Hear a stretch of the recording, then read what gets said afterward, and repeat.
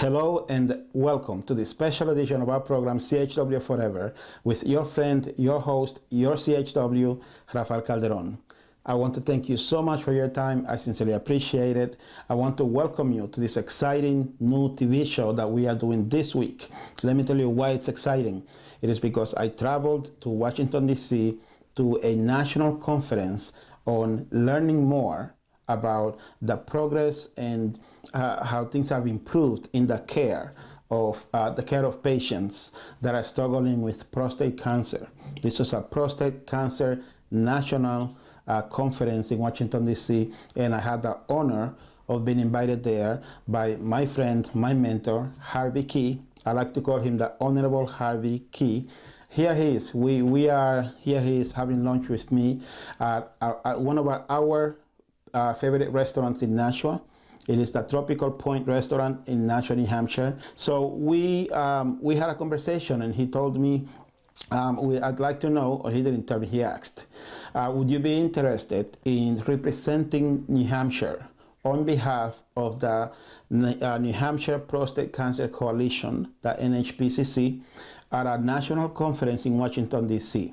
And I said, of course, I'd love to be useful and to find out all that I can so I can bring that knowledge here back to New Hampshire so that we can do more prostate cancer awareness. So he said, okay, great. Then we're going to set you up with a nice hotel in Washington, D.C. for a weekend, the weekend of the 6th, 7th, and 8th of October. So you go down there, you have fun, you learn, you come back, you tell us what you learned.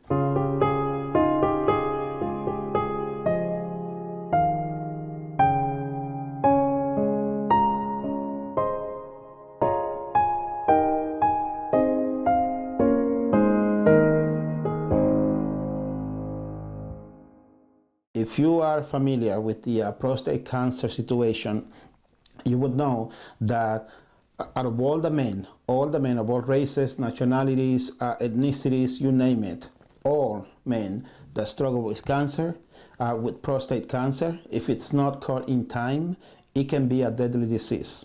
And we in the BIPOC community, men with my chocolate skin condition, okay, we are more likely to get this disease. And if we catch it on time, we can manage it and we can still have a healthy life, right? Or as healthy as it can be. But we need more awareness. We need more education. And that's why I used to be a member of the New Hampshire Prostate Cancer Coalition some years ago. I used to be in the board of directors. I used to be a treasurer, and I loved being useful. I remember specifically a very nice what do you call that? A fundraiser that we did at the Palace Theater here in Manchester, New Hampshire, and it was fun. It was positive energy. It had a lot of good things to it, and it did very, very well. We did very, very well as the New Hampshire Prostate Cancer Coalition. I want to say that I am honored to have represented our state of New Hampshire at those 47 states from the United States of America present in that conference. And the takeaway from that conference was good. It was simply about doctors nowadays, they want to treat men with prostate cancer, but they want to also improve the quality of life, not just for the men struggling with the prostate cancer, but for the whole family.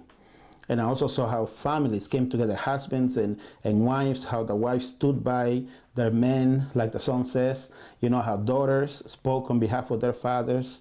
It was really a beautiful, beautiful conference. I was honored to be there. I think, first of all, before I answer that, maybe not everybody knows what theranostics is or are, and so I see a lot of heads nodding in agreement. So theranostics is a form of delivering radiation therapy to prostate cancer by injecting it into a vein. Radiation therapy is targeted against proteins that are on prostate cancer cells. So it's systemic radiation therapy. The reason it's called theranostics, it's a combination of diagnostic and therapy. So you first take a PET scan, a picture, to make sure that the patient has the protein on the prostate cancer cells. And then you take that same molecule with enough radiation to kill that cancer and inject it into a vein. kills cancer. It's the newest member of the therapeutic armamentarium for prostate cancer. Trials are the way that we move the research field forward, and you'll see in NCCN guidelines that when a patient has a life-threatening illness with prostate cancer, that a clinical trial, when it's available, should be strongly considered, because largely we're not curing metastatic disease, and especially in hormone-resistant prostate cancer, we're making great leaps and men are living longer, but we still haven't developed cures. And so a lot of our trials are trying to build on the advances over the last 70 years, but sometimes thinking out of the box. And Mark's going to talk about bipolar therapy as something that's quite out of the box. We're investigating novel immune therapies, ways of enhancing the immune system's energies towards the prostate cancer. I think we have 2 talks on CAR T cells, bispecific antibodies, novel checkpoint inhibitors. Prostate cancer evades the immune system in very unique ways that is not seen in some other commonly immune responsive cancers. So learning about how prostate specifically shelters itself from the immune system so we can overcome that is a focus of lots of energy across the country. You heard Mark talk about the long history of hormonal therapies, but we are actually investigating a lot of newer ways of degrading the androgen receptor or blocking the AR pathway that may be safer or more effective, that can overcome resistance. So these are things that you'll hear about at meetings coming up and are open, available clinical trials. Many of us participate in a consortium of research centers that are funded by the U.S. government, either the NIH Cooperative Group Systems or the Department of Defense Prostate Cancer Clinical Trial Network. And these provide potentially life-prolonging, first in human, first in prostate, really advanced therapeutics to our patients. And so going to a comprehensive cancer center, asking for a second opinion, asking about whether you're eligible. Many of the websites are fairly friendly about listing what's available at that moment. But just getting a second opinion sometimes can help you understand what you may be eligible for at that time. It's rapidly changing. Dr. Morris, any trials you want to highlight for the men in the audience? Sure, there are many new trials in the field of theranostics. So there's an appreciation that there's an interplay between radiation sensitivity, the target expression, and other kinds of therapies that we have in theranostics. So there are now combinations using theranostics which are delivering radiation to the prostate cancer cells in combination with other medications that we know can either increase the amount of radiation delivered or can increase the sensitivity to that radiation. So one of those is going to be discussed at the same meeting in 2 weeks, which will I think turn a lot of heads. It's a combination of enzalutamide and Pluvicto, which is the FDA-approved theranostic. There are many other combination studies that are going on right now.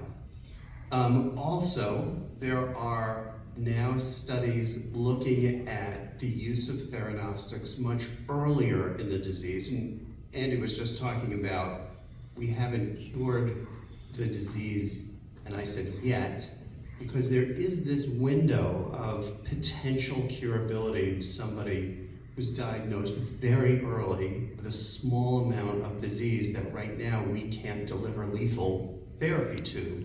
The theranostics holds that potential to be able to circulate around and pluck off individual cells that may have broken free from the prostate and are now circulating around.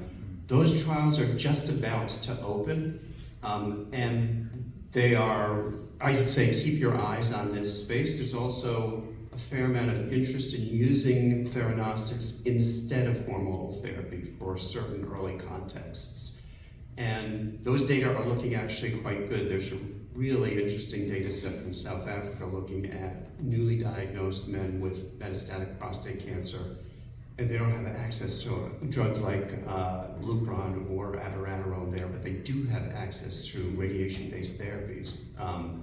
And those are really, really interesting looking. So we're looking at that here as well.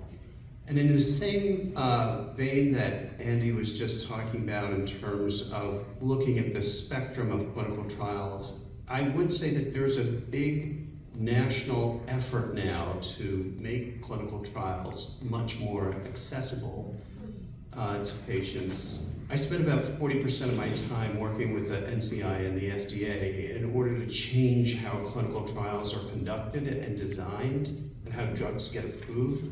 So I would say that you should be seeing some of those changes come to place, to be over the course of the upcoming year. So trials that reduce the workload, reduce the burden, and are much more what we call pragmatic, so that more patients can participate from all walks of life, decreasing the burden on patients and their providers in terms of clinical trials. So happy to talk to anybody about this afterwards, and but there's a big focus now on making clinical trials easier for patients of all diseases to participate in.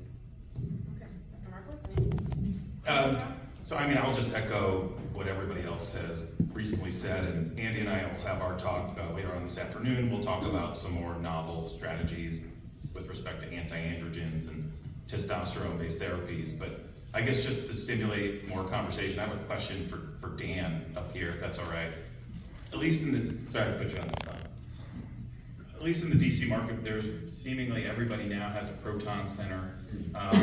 And you know, we have a lot of patients who want to know, should I get protons, photons, you know, local therapy, more for palliative reasons. Can you maybe expand a little bit upon how you see proton therapy and prostate cancer going? Yeah, so I have just one slide in my talk, but what I'd say is, so my center has a proton unit. Okay, so that means, and I'm the department chairman, so I have every incentive possible to tell you all that proton therapy is magic. What I will tell you though, that you know my job is to take care of patients though, is for prostate cancer specifically, not brain tumors, not head and neck cancer, not kids with cancer, but for prostate cancer. It's essentially equivocal, right? There's some theoretical, and that's the key word, advantages that are not proven, and there's only been one we call randomized trial, head-to-head, the x-rays or the photons versus the protons. It will take a couple of years to get the answer. I don't think any of us are expecting major differences. And so Medicare's stance is they are the only payer who will pay for protons for prostate because they say, look, it seems it causes the same side effects and the same tumor control. We'll pay you the same, whether it's x-rays or protons. If you're private payer, I have yet to encounter one that will cover it, and so you're usually paying close to $100,000 plus out of pocket to get protons for prostate. Proton centers cost a lot of money. Ours was one of the cheaper ones at $30 million, and they go all the way up to $300 million. But it's kind of what sometimes my patients who have read a lot online, why do you buy an iPhone or an Android? That's to me for prostate cancer, photons and protons. You know, is there some theoretical thing that means something to you? I'm happy to do it if you have Medicare. If you don't, I'm going to encourage you not to have financial toxicity. But you will read a lot online. There are centers that will advertise this very hard. They will tell you there's no side effects. It's radiation at the end of the day. And it can be a very good treatment. But if you're going to experience a financial hardship from it, I don't think that makes sense. So happy to talk to you more. It's about it. Fantastic. Anybody else have any comments or questions for each other? When I was looking at the agenda, one area that's probably worth bringing up is the disparities by ancestry or race in prostate cancer.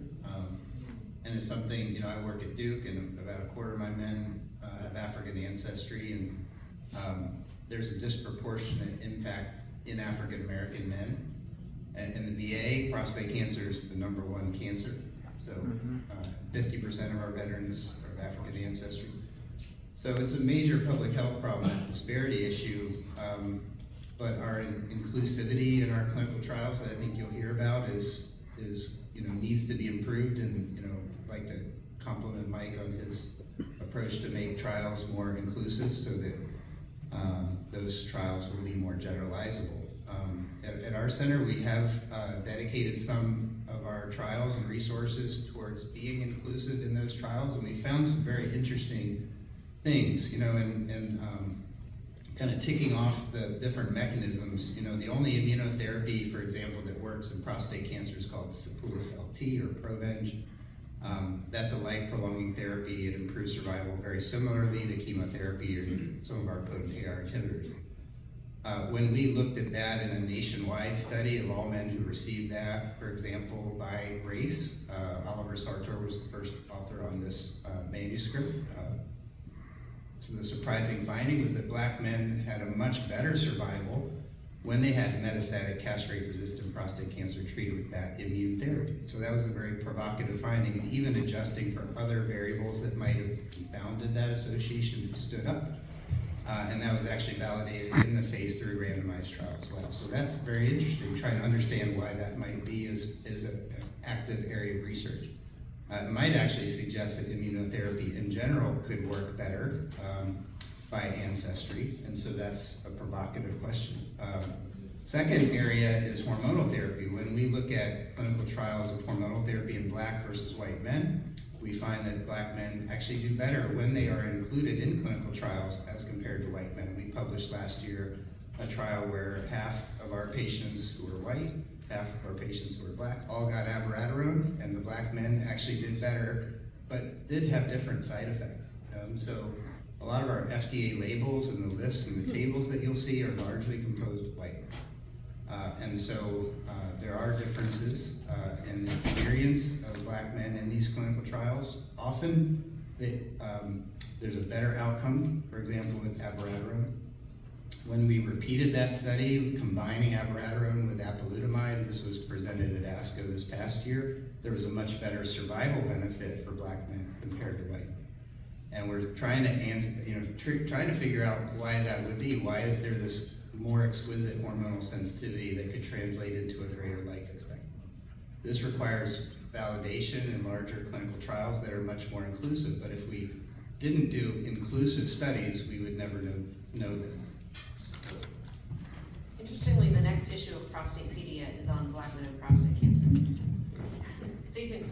Yeah, and similarly, we've done a lot of work in this, and in the radiation space, we've looked at now like 15 randomized trials in localized prostate cancer, and I guess that surprisingly, we thought black men would have worse outcomes, better outcomes, and our understanding, or I guess the way we've synthesized what Andy just talked about, and what we've seen in localized disease is that probably two things you've heard from other people here. One, I think it's very important that on average, and there's a radiation oncologist named Mac Roach, who's all of us know him, very loud vocal guy, big, speaks in the African American community a lot, really good guy.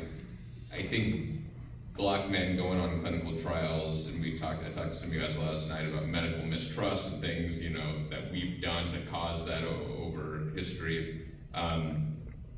They do better because they're getting high quality treatment with standardized treatment and standardized follow-up. So going on often, there's a disproportionate, right? These trials are done at centers where all of us are at. And so when you look at the real world, there's a big difference in the real world, and a lot of black men don't get PSA screening, they don't get standard of care, they don't get this hormone therapy, they don't get the right radiation, they don't get high volume of surgeons. And so just being on the trial, whether it's biology or just getting a standardized care and follow, they do better. And so that's why I think bringing that back, I think at minimum, we're seeing far better outcomes when guys are on clinical trials. At Memorial, we only give Pluvicto at our main campus, even though we have a wide distribution of clinical facilities, but I would say that we live in a very competitive marketplace. And so that's really just an economic calculus. How much business do you want to lose in a medically dense place like the tri-state New York area to your surrounding community? This comes down to money in the end, and depends on the resources of the community and as well on what the medical density and the competitive marketplace is. That's true of Dan's center's calculus as well. And you know, within a few miles of Memorial is Cornell, Columbia, Mount Sinai, NYU, the whole New York health and hospital system, and the whole suburban network of all of those. There's a lot of places in that environment that are competing for, you know, in New York City alone, the 8 million people who live there. But that's a very, you know, East Coast orientation. Now, if you live, for example, in a Midwestern community, like, for example, a colleague of mine named Luke Nordquist, he has a huge catchment area. And he has a very active radiotherapeutics program, but he's the only shop in town. Yeah. So it really depends on the economics. Exactly. I have a question. Regarding theranostics, Exactly, Chair. we know that some prostate cancer tumors do not respond to PSMA. They don't light up. Is there any way to tell ahead of time before you order a test whether or not a person is going to light up or not? So that's a really very, very important point for how we develop this field. So the trials that I just showed you have about 10% screen failure rate in terms of a relatively lax definition of what's a PSMA expressing tumor. But there are some people who have a lot of PSMA expression and some people who have a lesser amount of PSMA expression. And there's a whole 15% of the advanced patient population who develop a new kind of prostate cancer after like abiraterone and enzalutamide, something that we probably is a misnomer, what we call neuroendocrine differentiated prostate cancer. So, you know, the research community in theranostics are developing theranostic imaging and therapeutic pairs for all of those circumstances. We have 2 of them that we're developing for neuroendocrine prostate cancer. There's 3 theranostic pairs that are being developed for non-PSMA avid disease. So, you know, and let's not just talk about prostate cancer. This is a strategy that's amenable to any radiosensitive cancer, breast cancer, colorectal cancer, lung cancer. So there's a lot of theranostic drug development right now that the proof of principle is in place. But a major solid tumor can really, you know, have benefits. So there are many different targets that are being developed right now. Yeah, to that, for PSMA targeting alone, we have trials open for small cell lung cancer, for glioblastoma, we're soon to open a kidney cancer trial, so it's an exploding area. Yes, of course, we've got a lot of good things coming down the pike. You alluded to it earlier, about the affordability of this type of medicine and treatment. And I'm thinking, you know, you said in New York City you got 8 million to 20 million people in the surrounding area, but if you get to Kansas, Nebraska, Iowa, well, you got the Mayo Clinic up there, and then now you have Keye, Kansas City. But some of these people aren't going to be able to afford these new medications and treatments that's coming out. You're totally right. And you know, the irony is, theranostics, the cost is borne by society, but most patients themselves aren't seeing that. Those are in-hospital procedures that generally get direct billed. But the drugs that we were talking about, the simple stuff, abiraterone, $20,000 a month. You know, that's actually patient-facing. So I think that you're really right from a social standpoint. When I forget who was talking about piece one before, where we're talking about chemotherapy, some form of hormonal therapy, and then your regular ADT. And then if we're going to stack another therapy for the next generation of trials, we really have to think about what the social cost of our current healthcare system is. It really is ridiculous. And most of that cost is sort of an invisible social cost, but for the oral therapies, that's really seen by our patients, and they can't afford it frequently. Follow. In your opinion, do you think that that is a factor for, and I'm going to say, African American patients who's typically in the lower spectrum of that income level, of offering to a patient, because you said, not you, but society is saying, well, it can't afford it anyway, so let's not even mention it. I can answer that question. Yeah. We need to either expand Medicaid or Medicare to that patient population that has no health insurance.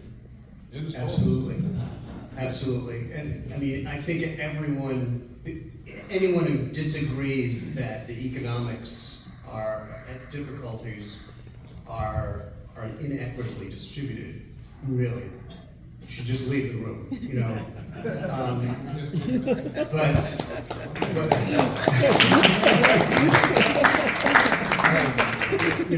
Medicaid is a safety net, but covers really very few people in society in the end. And it's not only the cost of the drugs, of course, it's the, when we're talking about a lot of the therapy of cancer, it's a lot of visits, lost wages, the need to provide care for elders or children while you're at the doctor's office getting your chemotherapy or getting your PET scan. For clinical trials, weekly, multiple days per week for some studies. It's not affordable across society, and much of what we say about enhancing, sorry, I have to go back to what I was talking about before, enhancing accrual isn't access to those populations. It's creating trials that are even affordable from a financial toxicity standpoint, to have schedules that any normal, regular person can afford, except for those who can take multiple days off of work or just hire staff to take care of their elders or their other dependents. So I think it really, that maldistribution sort of is manifest in multiple arenas, both of standard of care and clinical trial participation. Thank you so much for giving me some of your time. I sincerely appreciate it. I hope you enjoyed the TV show. I hope you found the information useful, and I hope that you stay in touch with me. Okay, if you like this TV show, if you want to help me bring you more information like this, positive and useful information, please subscribe to my channel. Okay, like this video, subscribe, hit on the bell. Okay, help me bring forth positive news, because these days we need it. There's so many things going on in the world, including here in New Hampshire, here in the New England region. Okay, here in North Carolina. I say here because in all these places I am there spiritually, because I want to be useful to all. So with that, I thank you so much. I hope you have a great afternoon, great evening, a nice day, wherever, however it is, wherever you are. I want to say I hope you do well. God bless you.